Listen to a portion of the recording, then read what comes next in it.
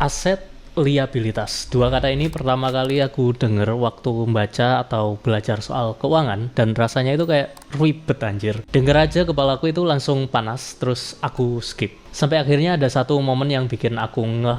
Aku lagi ngelihat isi kamarku, katakanlah motor di garasi, HP yang masih nyicil, sepatu yang baru, dan akhirnya aku coba tanya, ini semua kerja buat aku atau aku yang kerja buat mereka? Oke, setelah nonton ini kamu bakal tahu apa maksudnya aset dan liabilitas, dan yang kedua kamu bakal mulai ngelihat semua barang yang kamu punya itu dengan cara yang beda. Kenapa sih dua kata ini itu penting banget buat kamu ngerti sekarang? Karena selama kamu nggak bisa bedain dua hal ini, kamu bakal terus ngerasa uangmu itu hilang, nggak tahu kemana. Tahu nggak, ternyata survei OJK tahun 2025 kemarin itu bilang sepertiga orang Indonesia itu masih belum melek finansial dasar. Jadi ini dari OJK SNLIK 2025. Jadi kalau kamu ngerasa bingung soal dua kata ini, kamu itu nggak sendirian. Bayangin kamu lagi duduk sama bocil, di depannya itu ada dua kotak. Kotak pertama itu tiap pagi itu ada uang receh yang masuk ke dalamnya. Jadi otomatis masuk-masuk sendiri tanpa kamu itu nggak perlu ngapa-ngapain. Terus besoknya itu dia bakal nambah lagi, lusa nambah lagi, kayak gitu terus-terusan. Di kotak kedua tiap pagi kamu yang harus masukin uang ke dalam situ. Kalau nggak, kotaknya itu bakal rusak, hilang, atau nggak bisa dipakai. Bocil itu tadi pasti bakal nunjuk kotak pertama dan bilang yang ini aja mas.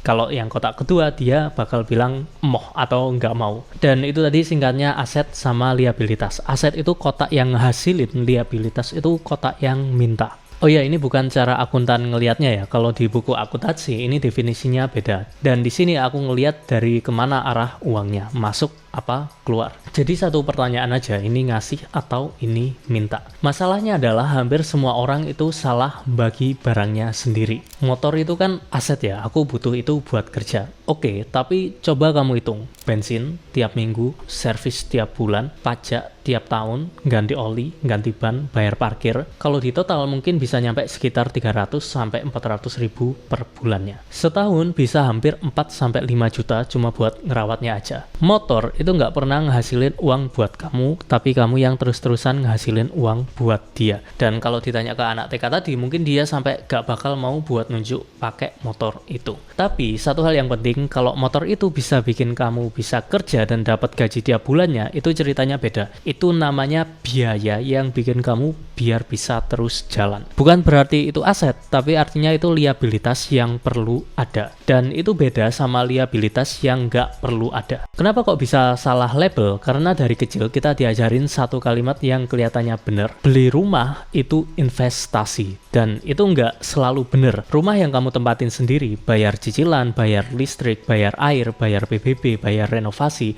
itu kotak kedua. Dia minta uang dari kamu. Tapi bukan berarti rumah itu jelek ya. Nggak semua harus dilihat dari ini harus jadi aset atau ini harus jadi liabilitas. Kalau aku bisa ngehitung berapa biaya yang harus aku keluarin buat beli rumah sampai biaya perawatannya. Tapi apakah aku bisa ngehitung seberapa banyaknya tidur nyenyak yang aku rasain gara-gara aku tahu aku bisa ngerasa aman di rumahku sendiri? Apakah aku bisa ngehitung seberapa banyaknya kenyamanan istri dan anakku nanti waktu kita bisa makan bareng semuanya di dalam satu rumah yang kita tahu kita punya sendiri? Jadi rumah itu tetap bisa jadi keputusan finansial yang bagus, tapi harus dipahamin dulu. Selama kamu tempatin sendiri, secara arus kas, dia bakalan minta bukan ngasih. Rumah bakal jadi aset kalau dia yang ngehasilin, misalnya dikontrakin atau disewain per kamar. Itu baru dia bisa jadi masuk ke kotak pertama. Bedanya bukan di barangnya, bedanya di kemana arah uangnya, masuk apa keluar. Jadi caranya simpel. Pertama, setiap barang yang kamu punya,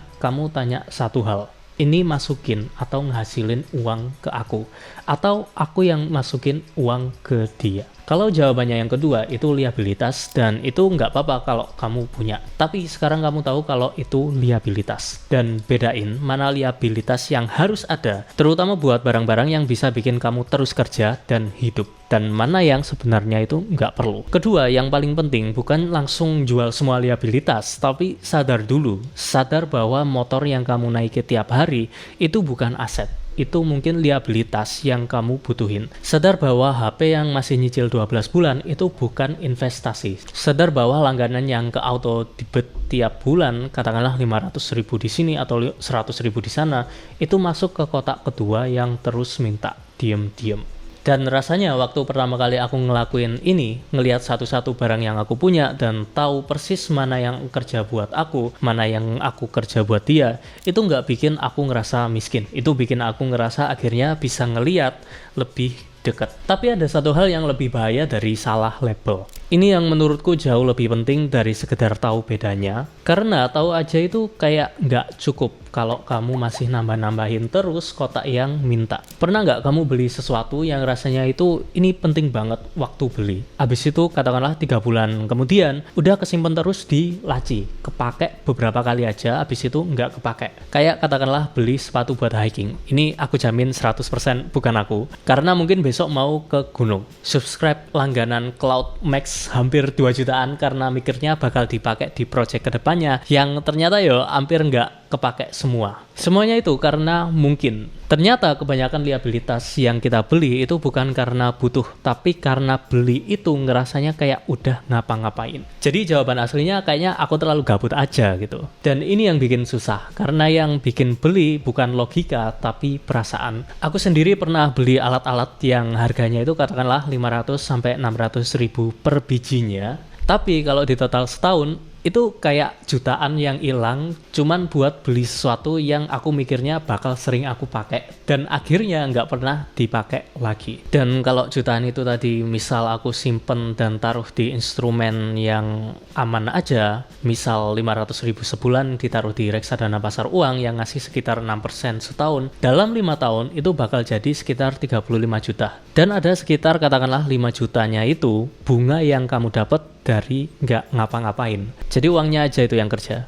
Walaupun di situasi sekarang kayaknya agak susah ya buat bisa optimis sama instrumen yang ada di Indonesia, tapi balik lagi, lucunya tiap beli aku itu ngerasa produktif, padahal cuman nambah kotak kedua. Ternyata ada satu alasan yang simple banget, beli barang baru itu ngerasa kayak kita punya kontrol. Kayak kamu lagi ngelakuin sesuatu buat masa depanmu. Padahal kontrol yang beneran itu bukan nambah barang. Kontrol itu tahu barang mana yang boleh ada dan mana yang harus berhenti masuk. Jadi dari yang aku lakuin sendiri ada satu cara yang bikin berhenti. Sebelum beli apapun ya, yang harganya di atas katakanlah 200 ribu, itu aku tunggu sekitar 3 hari. Jangan ditaruh di keranjang, karena aku sering gagalnya itu juga di sini jir. Kalau setelah 3-14 hari kepikiran dan bisa jawab ini sebenarnya masuk di kotak pertama atau kotak kedua, baru kamu boleh mutusin buat beli atau enggak. Dan kalau nggak bisa jawab atau jawabannya kotak kedua, ya berarti kamu nggak usah buat beli. Coba tanya, aku rela nggak kerja buat barang ini tiap bulan? Kalau iya, silahkan, itu pilihan. Kalau enggak, ya wes, simpan uangnya. Dan aku punya satu trik, tiap kali kamu batal beli, langsung pindahin uangnya ke kotak pertama. Misal nih, reksadana pasar uang bisa mulai dari 10.000 lewat aplikasi. Jadi yang namanya nggak jadi beli, itu bakal otomatis berubah jadi aset. Bukan cuma uang nganggur yang bakal kepake lagi minggu depan. Dan yang paling penting, ini bukan soal jadi pelit. Ini soal milih mana yang boleh minta dan mana yang harus berhenti minta. Waktu aku mulai ngelakuin ini, ngelis semua pengeluaran bulanan dan kasih label kotak 1 atau kotak 2, yang aku rasain itu bukan anjir banyak banget ya liabilitasku. Tapi, ternyata aku bisa milih. Dan perasaan bisa milih itu bikin aku jauh lebih tenang dari perasaan beli barang baru.